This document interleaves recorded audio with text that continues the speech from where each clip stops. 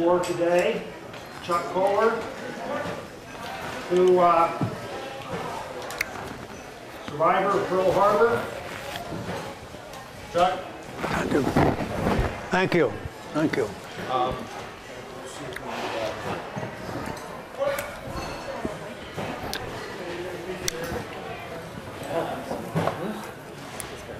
All right. I want to thank Steve for inviting me here today. I had the opportunity to participate with him at REITs Across America over at the San Francisco Presidio, and that was a great event. I really felt honored to have the opportunity to participate in that event along with Steve and the other individual that was there that day. Also, we had a Buffalo soldier and many Vietnam and Korean vets there that day anyway. And so I'm honored to have been asked to participate here today, and I'm thankful and grateful to each of you for giving me your attention. I have made a promise to my sunken shipmates that I would do whatever I could, whenever I could, wherever I could, to try to bring to them the well-deserved honor and continued remembrance that they so well deserve. Today, I'm honored to stand before you as a living reminder of that long, long ago historical event.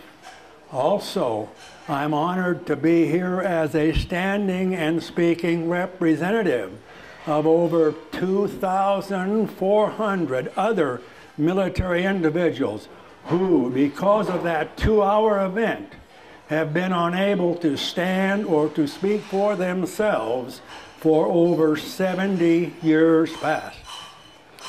Also, I stand before you today in remembrance of over 80,000 other military individuals, Navy, Marine Corps, Army, Army Air Corps, Coast Guard, who, like myself, survived that event, but have themselves since passed on. Those of you here today who have served in military service, those who are serving today, or those who will serve in the future, no matter how many events or how many campaigns they take part in, there will always be one that will live more vividly in their mind almost every hour of every day and even a part of the night. For me, that event happened over 70 years ago on December 7th, 1941 at Pearl Harbor, the island of Oahu, territory of Hawaii.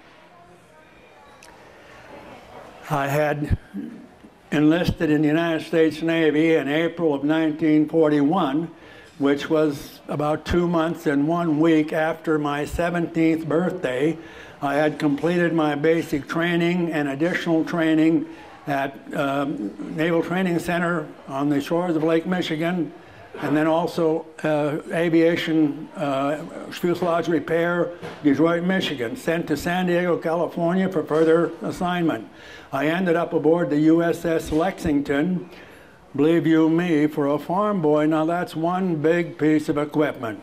When I got to stand on the deck of that carrier and look from side to side, from end to end, that was about as wide as was the street, and also as long as was the business section in the village nearest to the farm where I was born.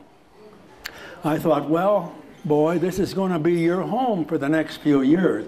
But I found out soon after that I was just aboard for transport to Hawaii.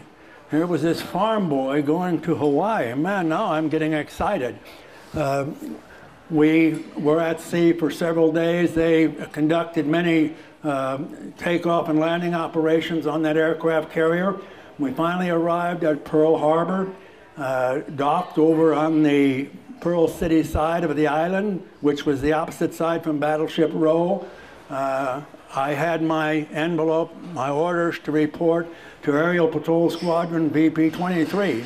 And I asked somebody, where is it? He said, oh, it's over there on the island somewhere. Just walk down there. Somebody will tell you where it is. So I put my sea bag, which at that time contained all of my earthly belongings, and headed down to that end of the island, the harbor inlet end of Ford Island, where the old twin-engine Catalina patrol bombers, flying boat patrol bombers were stationed. And that's where Squadron 23 was. I reported there. The guy said, oh, welcome, boy, we're waiting on you and all this stuff, you know. Sent me to the personnel officer, got me checked in, sent me up to the barracks to see the master at arms. He assigned me a bunk and a locker, told me where the mess hall was, and they had told me to report back for duty at 8 o'clock the following morning. I went back down there, and usually those of you who have been in the service, or for those of you who haven't been, they will assign you usually one of two duties when you first get to a new outfit. Either you go to the mess hall, or you go, as the Navy called it, captain of the head. In the Army, you call them the latrine. So anyway, I was lucky in the patrol squadron because they were flying boats. In order to get them up onto the ramps and onto the apron and into the hangar when they needed repair, they had to have temporary wheels put on them. And they called that crew of guys the beach crew. And I found myself assigned to the beach crew, and we would go out and take the wheels off these airplanes, and then it would go take off, and when they come back, we would have to go back out into the water and put the wheels back on them. And I couldn't wait to inform my folks back home that here I was in Hawaii, where back on the farm my uniform of the day was usually bib overhauls with a very generous splattering of animal droppings. Now my work uniform was a pair of tennis shoes and swimming trunks. And I thought, well, this is quite good. So anyway, that went on, and I was still working in that beach crew on the 6th of December, but then that all changed on the 7th. We didn't have, as I recall, we didn't launch any planes that morning. One of the other squadrons, there were 4 patrol bomber squadrons on Oahu at Pearl Harbor, others over at Conway Bay. So somebody else must have had the duty that weekend. I've been an early riser all my life. I had got up early in the morning, went down to mess hall, had breakfast, whatever that might have been, SOS, if any of you know it. Anyway, I got down to the hangar, and I had went up into the upper level office. On the end of the hangar, they would have a bunch of shops on the lower level. Second level were offices, and then, of course, all the bay was available to the aircraft. And where the maintenance work was done. I don't think I had seen a typewriter prior to getting into the Navy, and I'm going to go up there and see if I can use one. So I'm up there in the personnel office trying to type a letter to my dear sweet mother, and I hear the sound of an approaching aircraft in the background, but that's not unusual because we're a naval air station. Airplanes come and go. Not too much on a weekend, though. It's usually pretty quiet. I'm sitting there and I'm hunting peck, if you know what that means, about one finger on the typewriter. Then I think if you could type 40 words a minute, you were considered an expert typist. It was maybe taking me 4 minutes to do a word, but I was progressing. I was happy, boy. I was thrilled, thinking, boy, I'm going to impress my folks with this letter. And that the sound of that airplane grew louder and louder, and then there was a sudden change in the sound of that engine, and I knew that it was in a power dive. And we had a couple of carriers that had left the harbor just a few days before to deliver some aircraft to Midway and to Guam, I believe it was, because those fighter airplanes couldn't fly that far, so they delivered them with a carrier. And I thought they were coming back, and as usual, they will launch their aircraft while they're still out at sea. when they can get up some speed of the carrier, because those aircraft needed the additional speed of that aircraft carrier to get off that deck, because they weren't catapulted at that time. They took off under their own power. And I thought, well, those carriers are coming back. They've launched their aircraft, and this is one of those air group flyboys trying to hot dog, have a little fun. Usually they're pretty consistent in the way they'll let you fly. And I thought, boy, this guy, he's doing some diving, and I'm thinking, boy, he is really going to be in trouble when the captain gets to him for this. Little did I know or realize that it was those of us on the ground that were going to be in trouble.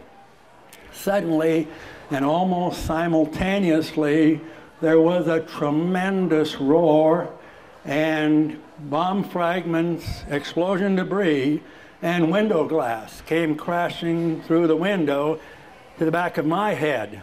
I'm still thinking it's one of our flyboys from the aircraft carriers, and I thought he was hot dogging, like I said, and hadn't pulled out in time and had crashed into the hangar, and I'm going to go down and see if I could be of some help. I got up from that desk, and it was covered with debris and glass and stuff, and shook off as much of that debris and stuff as I could, started for the door, and then for some reason I thought I could be in trouble for being up here using this typewriter. I'm not authorized to use a typewriter, so I reached over and grabbed that unfinished letter, ripped it out of the carriage, crumbled it in my hand, and threw it in the wastebasket as I went out the door. Once I got on the lower level, I went out through the narrow opening, left at the unclosed end of the rolling hangar door, the roar of another aircraft. I looked up, and here comes this airplane in a steep dive, and I'm seeing what looks like flashing or blinking lights on the front, and I'm hearing strange popping, buzzing, and whizzing sounds all about me. But I'm a recent farm boy, never been to war before. I don't recognize these sights and sounds for what they are. Later, I was told that those, what I thought were flashing or blinking lights, were machine gun muzzle flashes, and the popping, buzzing, and whizzing sounds that I were hearing all about me were those machine gun bullets ricocheting off the hangar door behind me and off the concrete apron on which I was standing. But since I didn't recognize them for what they were no threat to me. I didn't even know what it was. My attention was drawn to that big old bomb hanging there on the bottom of the fuselage between the fixed landing gear of that old Val dive bomber. Suddenly that bomb released, it wobbled a bit, it began to fall, and that airplane began to pull out of its dive. By the time it was in level flight, I don't think it was more than 150 feet or so over my head. It's then when I first saw and recognized that big round red insignia on the bottom of the starboard wing. That and the fact that it has just dropped a bomb has convinced this farm boy that these are not the friendly fellows I thought they might be. I turned around back inside the hangar, hoping I could find someone with a key to the ammo shack. All of our guns and ammo were locked up. When I come in that front door, the other few that I was on duty with that morning were heading out the back door. Somebody, I suppose the duty officer, spotted me and said, "Hey, you, follow me." I went after them. They ran out the back door, jumped into an unfilled construction ditch out behind the hangar. I jumped in after them. Now, since I was coming in the front door, they were going out the back. I'm about the last guy in that ditch. When I hit the bottom of that ditch and got myself a little bit stabilized, I'm looking right at a guy sitting there in a white uniform. The Liberty uniform. You know, we're supposed to be in a work uniform, which was those blue bell-bottom dungaree trousers and a blue chambray shirt. But he was in his white dress uniform as though he was either going into Honolulu or going to church, whatever the case might be, I don't know. But I'm so grateful that he was in his dress uniform, because there on the left arm of that uniform was a petty officer's rating badge. And I recognized the winged round cannonball insignia of a aviation ordnanceman. I said, "You the duty ordnanceman? Yeah, you got a key for the ammo shack. Yeah, let's go get some guns and ammo and shoot these blankety blanks, you know." So, boy, I no more than hit the bottom of that ditch, and I'm on the way up out of there, and so is he. And somebody shouts, "Get back in the ditch, get back in the ditch." I don't want to be in that ditch. Besides, we're military personnel. We should be putting up a defense. We shouldn't be hiding in that ditch, you know. And I know that this is the beginning of that war that